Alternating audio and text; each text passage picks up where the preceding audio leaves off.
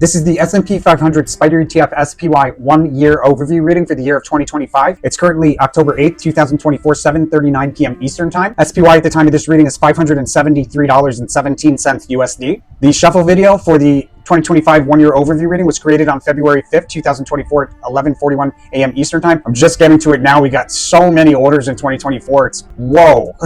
And for that, I am so grateful.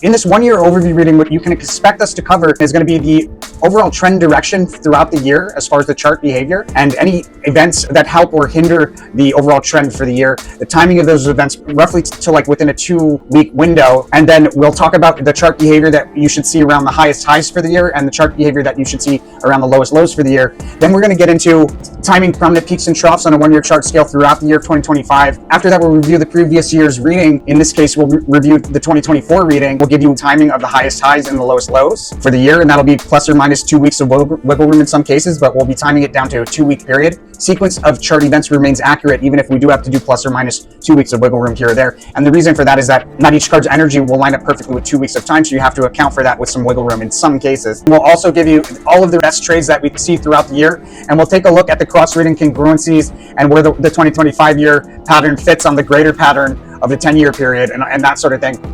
All right, so let's get into it. The overall theme and behavior for 2025, we have a decline that'll offer opportunity to open up a long position, close a short position. This is on the scale of at least a 1-year chart scale. It could be that it's on the scale of a multi-year scale based on the fact that it's such a prominent card being there right there in the theme. That's something that we'll identify in more detail when we look at the cross-reading congruencies with the multi-year reading from 2020 to 2029.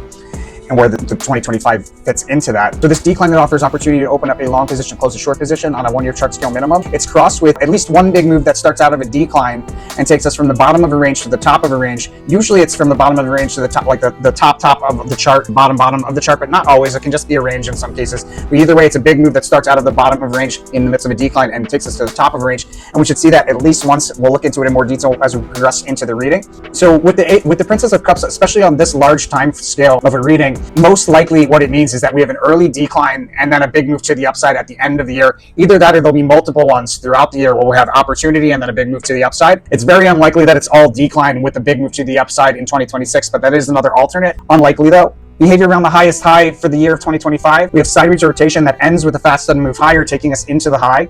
A behavior around the lowest low for the year, we have a sideways fluctuating rally that precedes a decline. It's hard to read if it's that we come out of the low with a sideways fluctuating rally and then there's a decline, or if it's a sideways fluctuating rally and then a decline into the low. Could be both. It's hard to say. I am seeing in a lot of 2025 readings some back and forth behavior going on with equity, so it's possible. We start off the year in January with a decline through multiple support levels. This is an important decline, one of the more prominent and important declines for the year. It stands out on a multi-year scale. It's a continuation of a decline that started at the end of December in 2024, and we declined through multiple supports. This is also a cross-reading congruency. After some volatility near a January low, there is a rally into a prominent peak for the quarter, and then we sell off from that prominent peak around the cusp of January, February, down into a trough there. And then it looks like back into a peak or like a test of resistance as we go towards the middle part of March or into the cusp of March of the first quarter and the second quarter. We're probably at a prominent peak on a 1-year chart scale around the cusp of the first quarter and the second quarter, and we should sell off into an important trough on a 1-year chart scale early in April from that peak. Then there's a big move into a mid-second quarter peak, followed by key resistance in the later part of the second quarter highlighted, at which we had key resistance highlighted in around June. And from that resistance, we should decline pretty notably into another trough on a 1-year chart scale taking place around the end of July or in August. And it looks like another peak mid Q3, another prominent peak, off of which another one of the biggest declines of the year taking place in September off of that peak, taking us into an important trough on a 1-year chart scale around the cusp of the third and fourth quarter.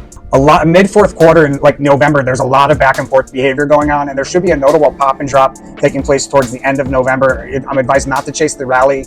It'll be a brief peak and then a retracement, but we do see prominent highs forming towards the end of December, and then there might even be higher price levels in 2026. We're going to give you the best trades that we see for the year 2025, the more prominent, easy, clear trades to follow. We have roughly a 95% win rate on our trades, my friends. That doesn't mean we're right all the time, and if you trade like we're right all the time, that'll be the time you regret it. I learned the hard way. So don't trade responsibly. Use this information to give you an edge.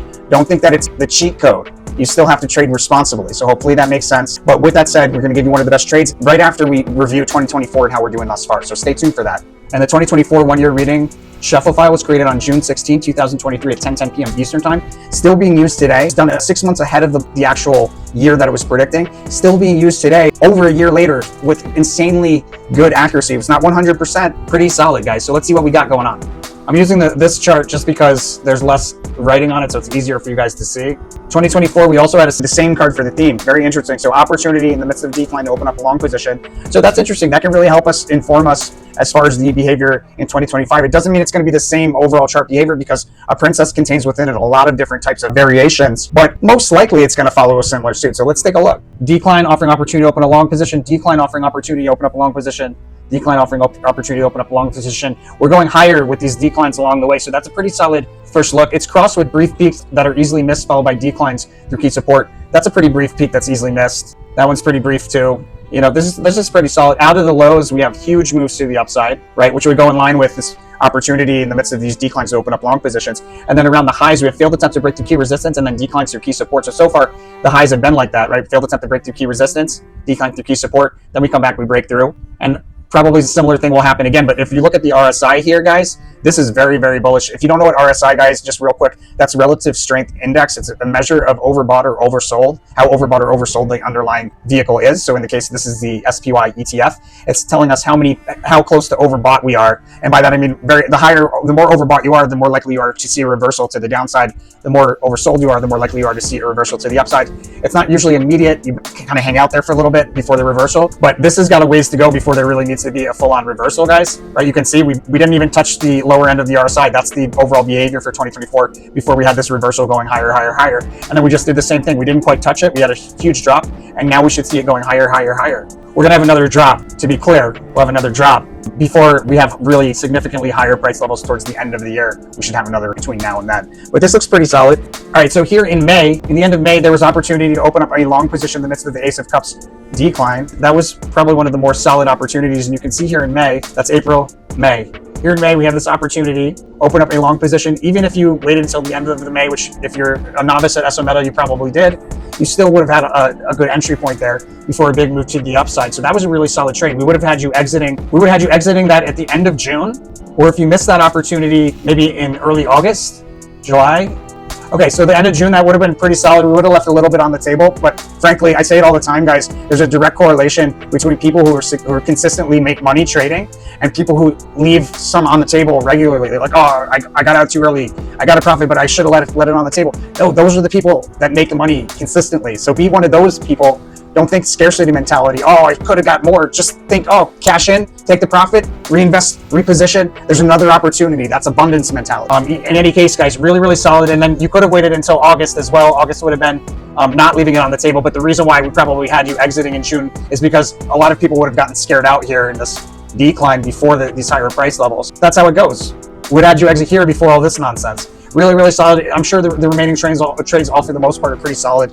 You can just expect that, guys. That's how it is for the most part. But as far as the timing of the highest highs for the year, it looks like most likely the highest high for the year is going to be here in April, and then we might see it revisited here in May, revisited or possibly just slightly higher. But I think this is April is probably the highest high, and then a higher high or the highest high again revisited or higher one even in early 2026, probably in January even, based on the correlation here. There is some possibility of us seeing it again in June as well, but I often get thrown off by the ruins that are like up here in the right corner like that. I often get thrown off by them for some reason, so this is very speculative. I wouldn't count on that. And then there's also a chance here. There's a prominent peak here. It depends on if it's going to be sidewaysy with a big move out of it, or if it's going to be like overall to the upside like we're seeing here in 2024. I think it's probably going to be similar to this, something along these lines. Matter of fact, let's see what the cards have to say about that. I got a yes for that. It's going to be a similar kind of thing going on here. So then that makes very likely this the lowest low for the year. Yeah, I'm pretty confident that's the lowest low there. There's more indication of that. I should probably recircle this because that swiftness card has a lot of impact, being that it's like very similar to the strength card, which likely on the scale of the crossing card is indicating that the big move is out of the low of the year. So this is really standing out. The end of February or the cusp of February, March, maybe March, we have a lowest low. It is possible we revisit it in April, but doubtful. I think we're probably going to have higher lows on the way up, basically. Yeah, I think we're going to have higher lows on the way up, making this the absolute low. This is probably the strongest indication of the lowest low for the year right here, between February and March, or the end of February, somewhere around there. And if that's the case, then these are probably higher highs on the way up as well.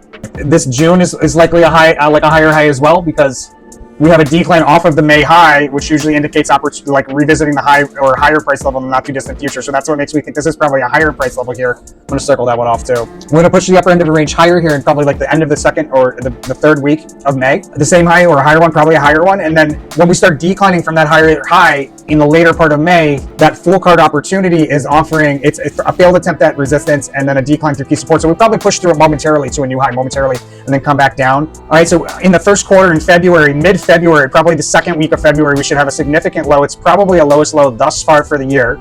And it'll form when there's a crest that we sell off from down to and through support. And then we do a U-shaped reversal below the support, that price level, come back and reuse it as support. So like the U-shaped reversal below that support level that we break through, that'll be what forms the February low and the lowest low thus far. And that's where you want to open up a long position for a swing trade. You'll want to hold that until April.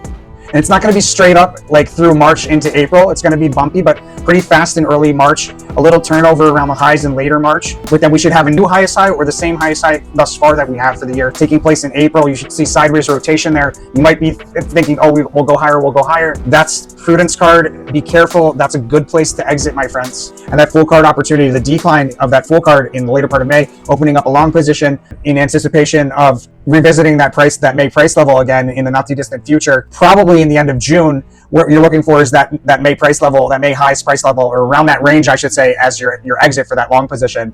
You could actually play the full card two ways. At the highest high in May, you could open up, if we see a highest high in May, at that time, I would, towards the third week of the month, I would open up a short, right? And then when we decline, I would open up a long in the midst of the decline. So then I'll have a straddle entering into June.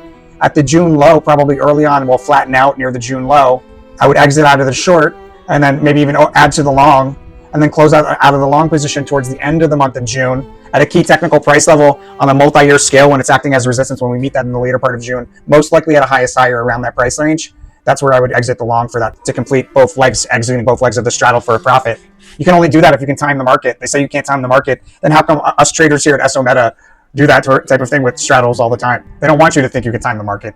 Okay, so over here in September, it's a little tricky. Probably one of the bigger drops of the year, declines of the year taking place here in early September or late September. It's hard exactly to pinpoint it, but what you're looking for is very likely a highest high again for the year with sideways rotation.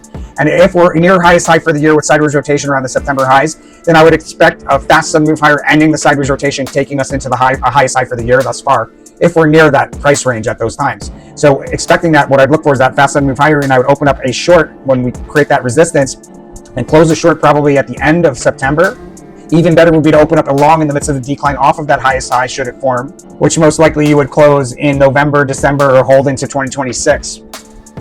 So I think probably the two most clear trades are going to be that first one at the lowest low thus far for the year in February, opening up a long position, closing the long position in the midst of a fast sudden move higher through March into April. And when we see the sideways rotation at a highest high thus far in April, probably the same high as we saw in late January, most likely the same high. I would exit out at that price level or that range. We might go higher, but it's safe to exit out at that price range. And that would be a solid trade. The other one is going to be that full card opportunity. Key to profiting from this information consistently, you must follow through and keep a clear conscience.